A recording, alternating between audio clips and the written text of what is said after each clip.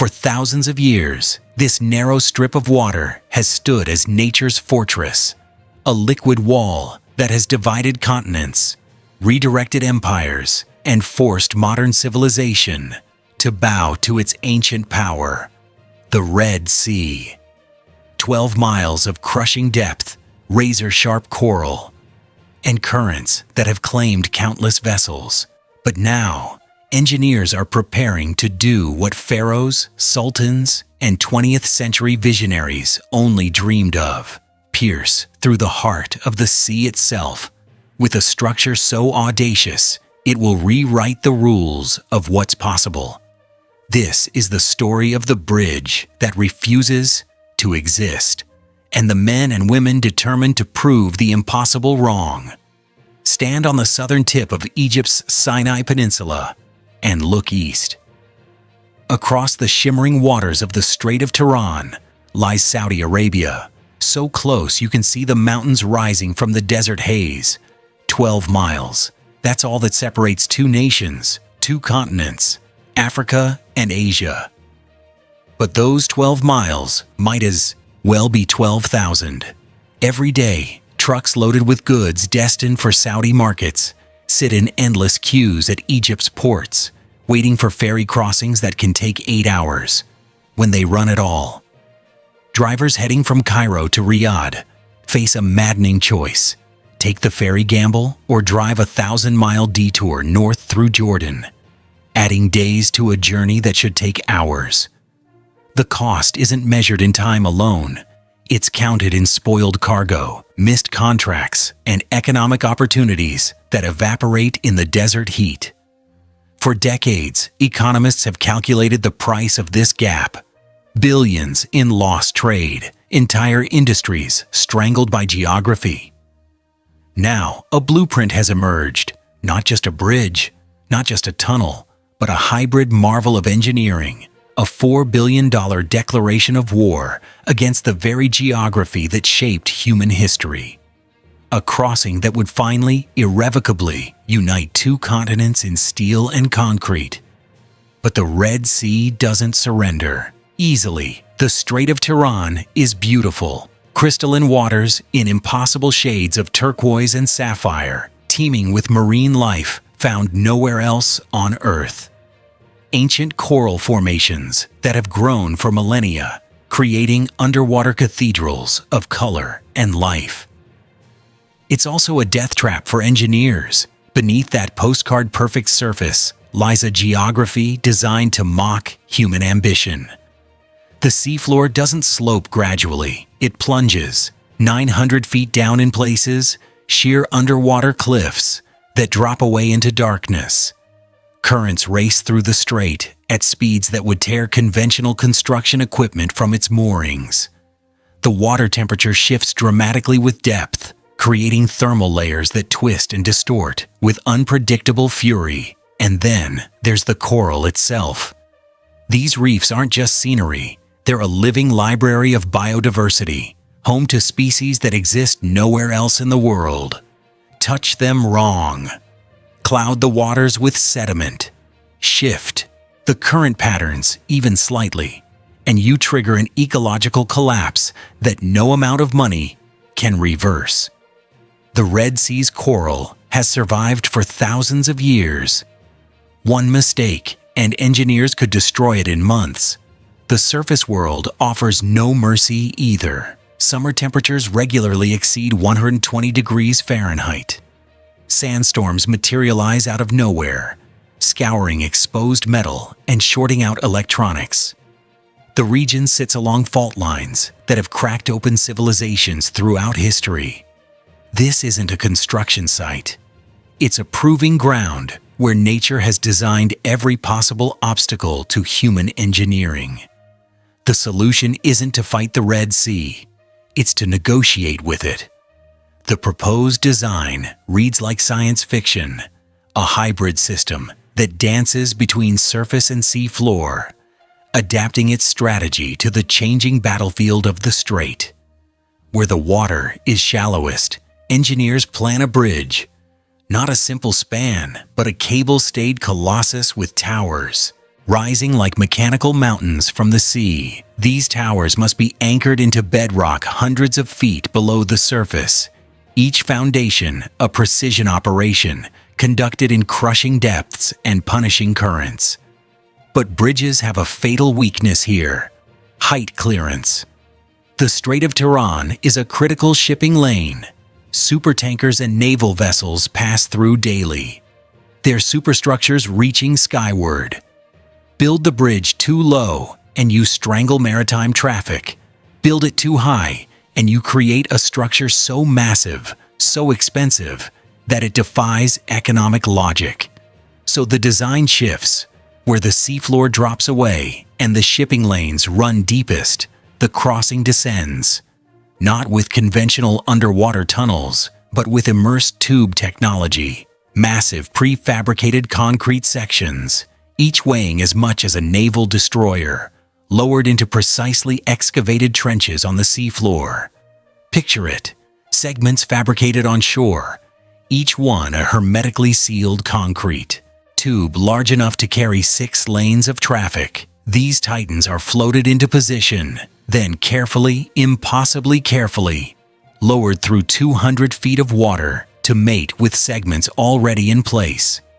The tolerances are measured in millimeters.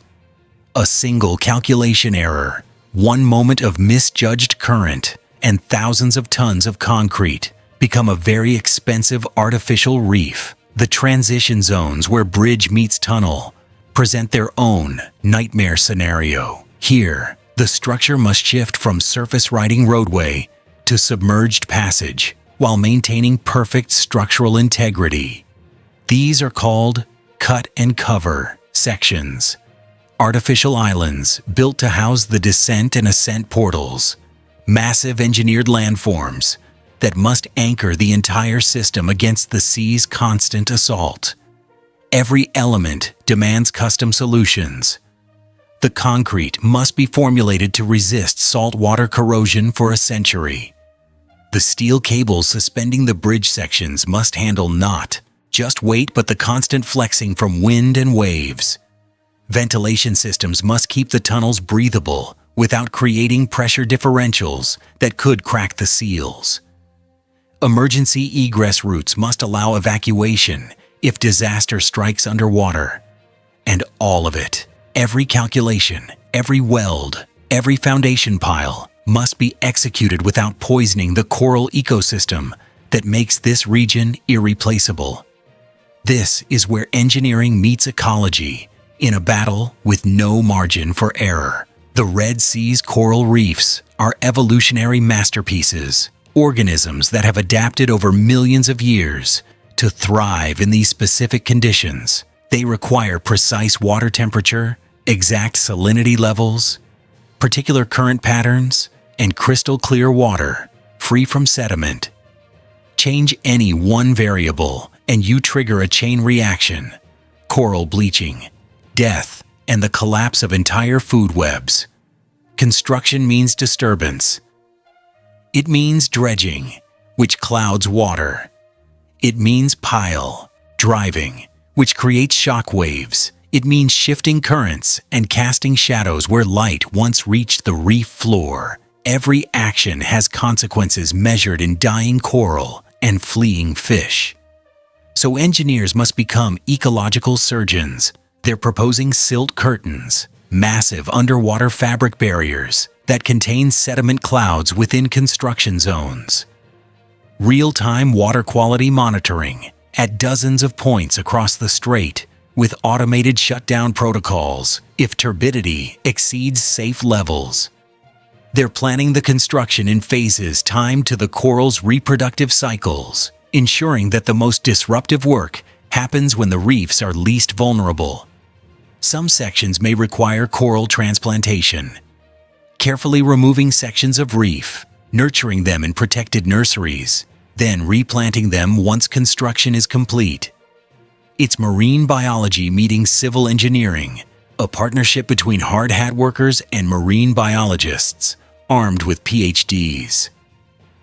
The stakes are absolute. Build this crossing wrong, and it becomes a $4 billion monument to ecological destruction. Build it right, and it could set a new standard for mega projects in sensitive environments. Proof that human ambition and environmental stewardship aren't enemies, but necessary partners. Now zoom out. Look at a map. This crossing doesn't just connect Egypt and Saudi Arabia. It rewrites trade routes that have existed for centuries. Suddenly, cargo from Europe can reach the Arabian Peninsula without navigating the congested Suez Canal approaches. African goods can flood into Asian markets without the bottleneck of existing crossings. Travel time from Cairo to Mecca, one of Islam's holiest sites, drops from days to hours. The economic models predict explosive growth.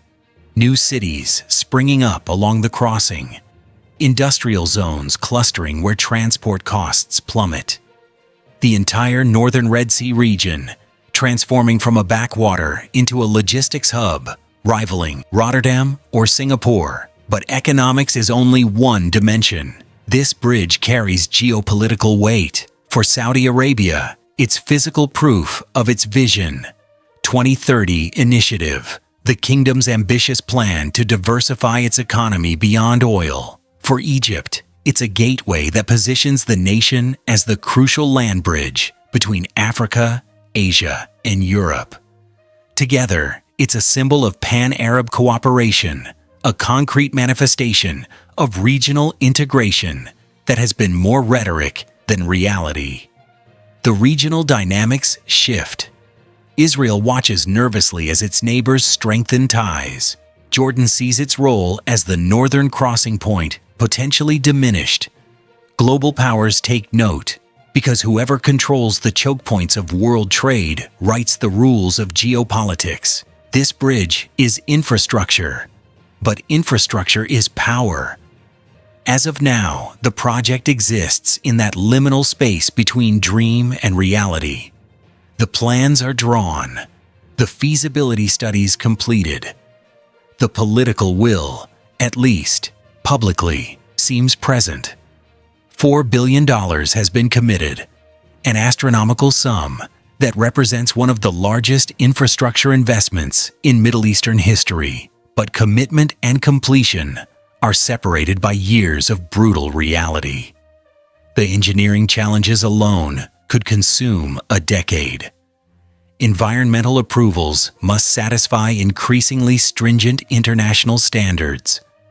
The logistics of moving equipment, personnel, and materials into remote desert and marine locations would test the world's most experienced contractors. Political winds shift, budgets explode. Unforeseen complications emerge, because they always do when humans challenge nature at this scale.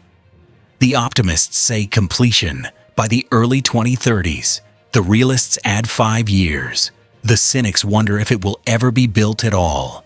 But here's what matters: someone is trying. For thousands of years, the Red Sea has been a barrier, a fundamental fact of geography that shaped empires, directed trade, and defined what was possible. Every generation has looked across those 12 miles and imagined a different world. Now, engineers are preparing to make that imagination concrete. This bridge may fail. The economics might collapse. The engineering could prove too difficult. The environmental costs might be too high. But the attempt itself matters. Because this is how the impossible becomes inevitable. One audacious plan at a time. One engineering challenge at a time. One crossing that says geography is no longer destiny. The Red Sea has held continents apart since before human civilization existed. Its reign is ending.